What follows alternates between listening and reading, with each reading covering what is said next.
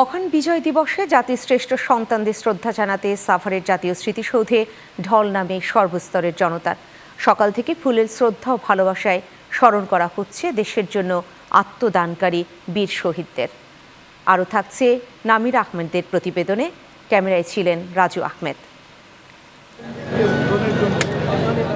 বাঙালি জাতির ৫৪ বছরের শৌর্য বীর্য এবং বীরত্বের এক অবিস্মরণীয় দিন আজ। রক্তক্ষয়ী মুক্তিযুদ্ধের পর বাঙালি জাতি অর্জন করেছিল চূড়ান্ত বিজয় এবং পৃথিবীর মানচিত্রে স্বাধীন রাষ্ট্র হিসেবে বাংলাদেশের অভ্যুদয় ঘটে। স্মৃতিসৌধ দেখতে এসেছি, বিজয় মেলায় যাব।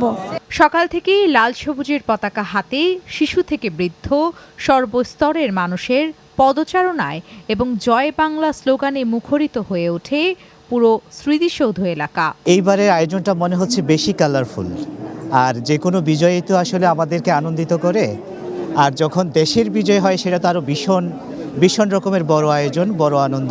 আমরা ২০২৪ সালকে পিছনে ফেলে ২০২৫ সালে পদার্পণ করছি এই বিজয় দিবসে। আমরা চাই ২০২৬ সাল যেন মানবিক দেশ হয়। খণ্ড খণ্ড মিছিল নিয়ে হাজারো মানুষ শহীদের প্রতি বিনম্র শ্রদ্ধা ও ভালোবাসা জানাতে সেখানে সমবেত হন। এছাড়া সাধারণ মানুষের মাঝে দেখা যায় নির্বাচনী আমেজ। বিজয় দিবস সবসময় ভালো লাগে। এটা তো এমন একটা দিবস যেটা সবার জন্য আনন্দের। আমরা ৫৫ বছরে পালন করছি, এবারও আনন্দের। যেটা দেখছি সবার উৎসাহ উদ্দীপনা আছে, আর যেহেতু সামনে নির্বাচন, এটারও একটা প্রভাব এই বিজয় দিবসে দেখা যাচ্ছে। এখন দেশের যে অবস্থা খুবই সুন্দর, শান্তিপূর্ণ। তো আমরা চাচ্ছি সামনে সুস্থ সুন্দর একটা নির্বাচন হোক। আগামী নির্বাচনের মাধ্যমে সব দল নির্বিশেষে এই শহীদদের কাঙ্ক্ষিত আকাঙ্ক্ষা যেন পূরণ হয়। বিজয়ের ৫৪ বছর পেরিয়ে গেলেও চলছে নানা ষড়যন্ত্র।